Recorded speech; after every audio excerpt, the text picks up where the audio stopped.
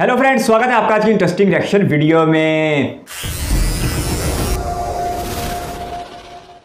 जिस देश में जितनी अच्छी टेक्नोलॉजी होती है उस देश को उतना ही विकसित माना जाता है। आज का युग तकनीकी युग है। हर छोटे से लेकर बड़े काम में नई नई तकनीकों का इस्तेमाल करके आप अपना काम बहुत ही आसानी और जल्दी से कर सकते हैं। इसीलिए आज हर चीज में डिजिटलाइजेशन को महत्व दिया जा रहा है। हमारे देश को डिजिटल इकोनॉमी बनाने के लिए भारत सरकार बहुत काम कर रही है। उनमें से एक काम भारत सरकार ने देश में यूपीआई को लॉन्च करके किया है। तो नमस्कार दोस्तों, स्वागत करते हैं आपका चार्जिंग पॉइंट हिंदी में। दोस्तों, आज के इस वीडियो में हम जानेंगे कि कैसे यूपीआई भारत को 10 ट्रिलियन डॉलर की इकोनॉमी बनने में मदद कर सकता है। तो जुड़े रहिए आप इस वीडियो के साथ।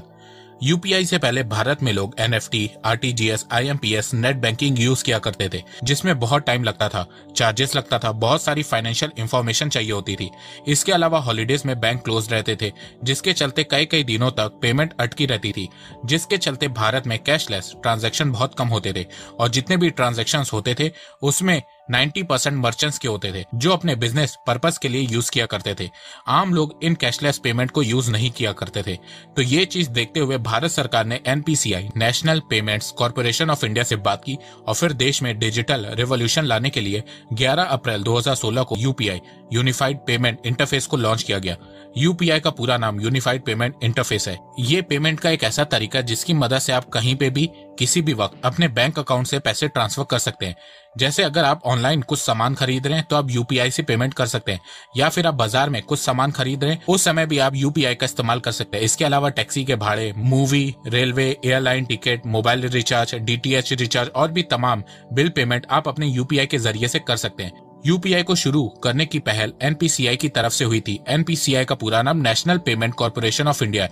ये वो संस्थान है जो फिलहाल भारत में सभी बैंक्स के एटीएम को और उनके बीच हो रही इंटर बैंक ट्रांजैक्शन को मैनेज करती है। इसके अलावा एनपीसीआई ने भारत में बहुत से डिजिटल प्रोडक्ट लॉन्च किए हैं, जैसे कि रुपे, आईएमपीएस, आधार और UPI.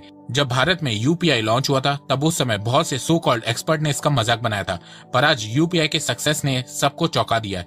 Go to your village fair, buy potatoes and tomatoes and pay 7 rupees 50 paisa by a credit card. What will the poor lady do? Does she have a POS machine there? Is it connected to a electricity source? Is there Wi-Fi there? Is the internet working there? UPI ने भारत में digital payment में एक revolution ला दिया है। UPI easy to use, simple, safe और secured है। UPI बहुत आसान है, 24/7 अवेलेबल होता है, ट्रांजैक्शन तुरंत हो जाता है, बैंक या एटीएम की लंबी लाइन में खड़ा नहीं होना पड़ता है। जब चाहा तब पेमेंट कर दी, ऑनलाइन कभी भी कुछ भी खरीद लिया। यूपीआई के चलते भारत का ई कॉमर्स मार्केट बहुत तेजी से ग्रो कर रहा है। भारत में लोग पहले के मुकाबले ज्यादा डिजिटल ट्रांजैक्शन कर रहे हैं, जिसके चलते भारत का ई कॉमर्स मार्केट वर्ल्ड का fastest growing e commerce market बन गया है। 2014 में भारत के ई कॉमर्स इंडस्ट्री की मार्केट साइज $14 बिलियन थी, वहीं 2021 में ये बढ़ के $81 बिलियन की हो गई है। 2027 तक भारत के ई कॉमर्स इंडस्ट्री की मार्केट साइज $200 बिलियन को क्रॉस कर जाएगी। इसके अलावा 2030 तक भारत का ऑनलाइन शॉपर बेस दुनिया का दूसरा सबसे बड़ा शॉपर बेस होगा और ये सब मुमकिन हो पाया यूपीआई के चलते। कोविड पैंडेमिक के बाद भारत में डिजिटल ट्रांजैक्शन बहुत तेजी से बढ़ा है। भारत डिजिटल पेमेंट ट्रांजैक्शन में दुनिया का नंबर 1 देश बन गया। 2020 में भारत ने चाइना और यूएसए दोनों को डिजिटल ट्रांजैक्शन के मामले में हरा दिया था। डिजिटल ट्रांजैक्शन में भारत को नंबर 1 पहुंचाने का श्रेय यूपीआई को जाता है। आज यूपीआई के चलते आप दिन भर के छोटे छोटे पेमेंट्स भी ऑनलाइन कर सकते हैं। भारत में डिजिटल पेमेंट बहुत तेजी से बढ़ता जा रहा है। फाइनेंशियल ईयर 2022 में भारत की यूपीआई ट्रांजैक्शन वैल्यू $1 ट्रिलियन को क्रॉस कर गई थी। फाइनेंशियल ईयर 2022 में भारत में 45 बिलियन यूपीआई ट्रांजैक्शन हुए थे, जिसकी वैल्यू 83 लाख करोड़ रुपीस थी, जो फाइनेंशियल ईयर 2021 के मुकाबले डबल थी। फाइनेंशियल ईयर 2021 में भारत ने 22 बिलियन ट्रांजैक्शन किए थे, जिसकी वैल्यू 41 लाख करोड़ रुपीस थी। फाइनेंशियल ईयर 2022 में 60% इंडिया की रिटेल पेमेंट यूपीआई से हुई थी। यूपीआई से अच्छी बात यह हुई है कि लोग अपना छोटा छोटा ट्रांजैक्शन भी यूपीआई से कर रहे हैं। एनपीसीआई ने बताया है कि फाइनेंशियल ईयर 2022 में 50% ट्रांजैक्शन की वैल्यू $200 से कम थी। इससे यह समझ में आ रहा है कि यूपीआई ग्राउंड लेवल तक बहुत आराम से पहुंच गया।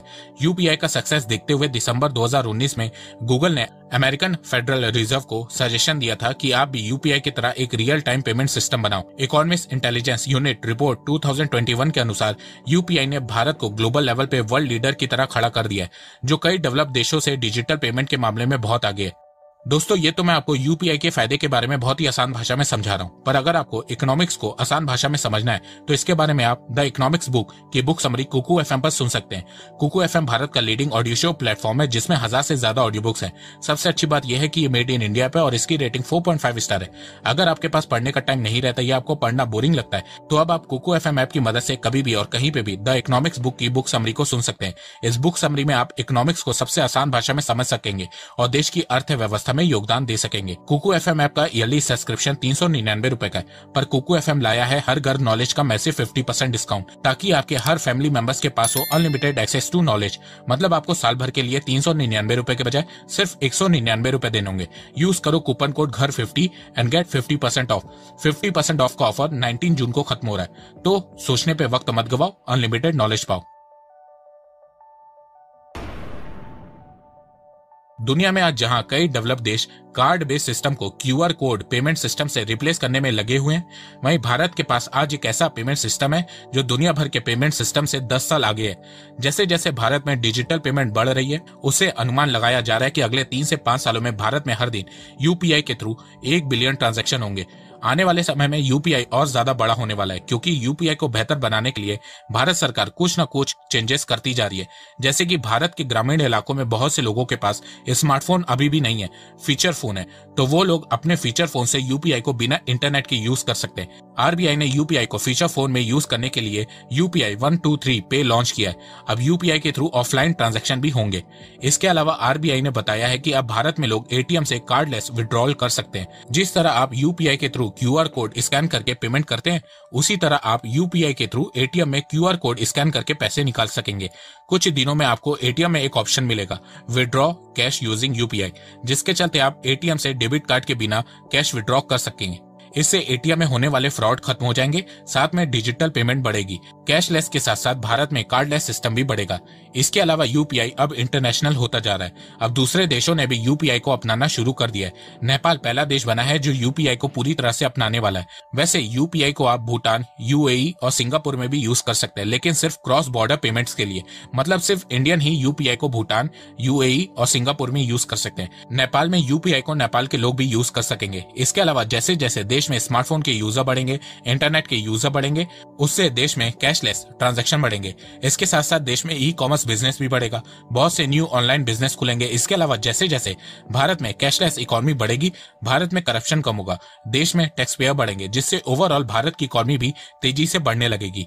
एसीआई वर्ल्ड वाइड ने अपनी रिपोर्ट में बताया है कि 2025 तक भारत में कैश, चेक और अदर पेपर बेस्ड पेमेंट का शेयर गिर के 28.3% पे आ जाएगा और ऑनलाइन ट्रांजैक्शन का शेयर 71.7% हो जाएगा। इसके अलावा फ्यूचर में जब भारत में 5G इंट्रोड्यूस होगा तो उससे यूपीआई को और बूस्ट मिलेगा। तो दोस्तों आपको क्या लगता है? आप अपनी राय मुझे कमेंट सेक्शन में बताइए। और हाँ, आप कुकू एफएम ऐप को डाउनलोड करना मत भूलिएगा, लिंक डिस्क्रिप्शन में दी गई है। जबरदस्त है जी। डिजिटलाइजेशन के दौर का तो अभी आगाज है और इसे आगे चल के हमारी जिंदगियों का बुनियादी हिस्सा बनना है। 2016 में जो मोदी सरकार ने एक डिजिटलाइजेशन को लेकर एक इनकलाबी फैसला किया था, आज उसके असरात नज़र आना शुरू हो गए। और मैं तो फिगर सुन के हैरान हो जा रहा था कि किस बड़े पैमाने पर इंडियंस ने यूपीआई को इस्तेमाल करते हुए अपनी ज़िंदगी को आसान बना लिया है। यूपीआई तो पेमेंट का इंतहाई ज़बरदस्त किस्म का इंतज़ाम है, जिसमें ना तो कोई छुट्टी है और ना ही कोई वक्त की कैद है। और आप अपनी छोटी छोटी ट्रांजैक्शन भी इसके ज़रिए कर सकते हैं। टैक्सी का किराया, यूटिलिटी बिल्स और दीगर तमाम छोटी छोटी ट्रांजैक्शन भी इसके ज़रिए की जा सकती है। और ये सच में इंडियंस की ज़िंदगी में बहुत बड़ी सहूलत लेके आया और इसने इंडिया में डिजिटलाइजेशन के एक नए दौर का आगाज़ करके रख दिया। शायद यही वजह है कि पिछले 1-2 सालों में इंडिया में डिजिटल ट्रांजैक्शंस के नए नए रिकॉर्ड बने और आने वाले वक्तों में भी ये चीज़ बढ़ती चली जाएगी। वीडियो एंकर बता रहे थे कि इंडिया में ई कॉमर्स वर्ल्ड की फास्टेस्ट ग्रोइंग ई कॉमर्स बन के सामने आई है और 2021-22 के फाइनेंशियल ईयर में जो $84 बिलियन थी, वो 2027 तक $200 बिलियन से भी बढ़ जाएगी, जो कि बहुत शानदार बात है। इसके साथ साथ जो यूपीआई ने इनकलाब बर्पा कर दिया डिजिटल ट्रांजैक्शन में, इंडिया ने चीन और अमेरिका को पीछे छोड़ते हुए सिर्फ 1 साल के अंदर $100 बिलियन की डिजिटल ट्रांजैक्शन की है। डिजिटल ट्रांजैक्शन के आंकड़े सच में हैरान कर देने वाले थे। 45 बिलियन ट्रांजैक्शंस में 83 लाख करोड़ रुपए की ट्रांजैक्शन की गई है और इसमें 50% ट्रांजैक्शंस ऐसी थी जिनकी कीमत 200 रुपए से भी कम थी। यानी कि इंतहाई छोटे पैमाने के ऊपर इंडियंस ने अपनी ज़िंदगी में यूपीआई को शामिल कर लिया। और जो पार्लियामेंट में खड़े हुए शख्स कह रहे थे कि ये कैसे मुमकिन है कि एक औरत आलू और टमाटर लेने जाएगी वो अपने चंद पैसों की ट्रांजैक्शन जो है वो डिजिटलाइजेशन के जरिए करेगी, ना तो उसके पास मोबाइल फ़ोन होगा, ना उधर बिजली दस्तयाब होगी, तो ये कैसे मुमकिन होगा। तो 2016 में जो ख्वाब देखा गया था और वो जो उस वक्त हमाकत लगती थी, आज 2022 में वो हकीकत बन के सामने आ चुकी है। और देखें तो सही कि 50% तक जो ट्रांजैक्शंस हुई हैं उनकी अमाउंट 200 से भी नीचे थी। इसका ये मतलब है कि इंडियंस ने इंतहाई छोटे पैमाने पर इस प्रोजेक्ट को कामयाबी से हमकनार कर दिया है। वीडियो वाले बता रहे थे कि दुनिया भर में जितने भी पेमेंट सिस्टम इस्तेमाल होते हैं, भारत उन सब में से 10 साल आगे है। यानी कि दुनिया 10 साल बाद पेमेंट में जिधर खड़ी होगी, भारत आज से ही खड़ा है। और अगले 3-4 सालों में तो भारत में 1 अरब रुपए की डेली, 1 अरब डॉलर की डेली ट्रांजैक्शन हुआ करेगी। तो ये 350 अरब डॉलर से भी ज़्यादा बन जाएगी। तो ये सच में बहुत बड़ी अमाउंट होगी। तो दुनिया समेत भारत में बिल्कुल एक डिजिटलाइजेशन का दौर शुरू हो चुका है और आने वाला ज़माना बिल्कुल इस तरफ है। इसके साथ साथ वीडियो ऑनर बता रहे थे कि आने वाले वक्तों में तो एटीएम कार्ड भी खत्म हो जाएगा, डेबिट कार्ड खत्म हो जाएंगे। यूपीआई की कामयाबी में एक फैक्टर ये भी बहुत बड़ा है कि छोटे छोटे मोबाइल्स के ऊपर इसकी सहूलत फराहम कर दी गई है। शायद यही वजह है कि 45 अरब ट्रांजैक्शन में से आधी से ज़्यादा ट्रांजैक्शन ऐसी थी जिनकी कीमत 200 रुपये से भी कम थी। तो सच में इंडियंस ने इसे बड़े दिलो जान के साथ कबूल कर लिया है और आने वाला वक्त भी बिल्कुल कैशलेस ट्रांजैक्शन का होगा। एटीएम से कार्ड खत्म होंगे तो फ्रॉड होने का इम्कान भी कम हो जाएगा। इसके साथ साथ अगर गवर्नमेंट अपने तमाम तरह जो मामलात हैं वो अगर यूपीआई पे कन्वर्ट कर देती है, यानी कि किसी ने अगर बिजली का मीटर लगवाना है या पानी का कनेक्शन हासिल करना है या कोई भी सरकारी सर्विस हासिल करनी है, और अगर उसकी ट्रांजैक्शन इस तरीके से होगी तो फिर बहुत ज़्यादा अच्छा हो जाएगा। क्योंकि फिर सरकारी मुलाजम जो है वो, सरकारी अफसर जो है वो रिश्वत बिल्कुल नहीं ले सकेंगे। नहीं तो ये बात फिर चलती रहेगी कि सरकारी मुलाजम काम ना करने की तनख्वाह लेता है और काम करने की रिश्वत। आपके कीमती वक्त का शुक्रिया। अगर आप भी किसी वीडियो पर रिएक्शन चाहते हैं तो अपनी कीमती राय कमेंट बॉक्स में ज़रूर दीजिएगा। इस वीडियो को कीमती समय देने के लिए बहुत सारा धन्यवाद।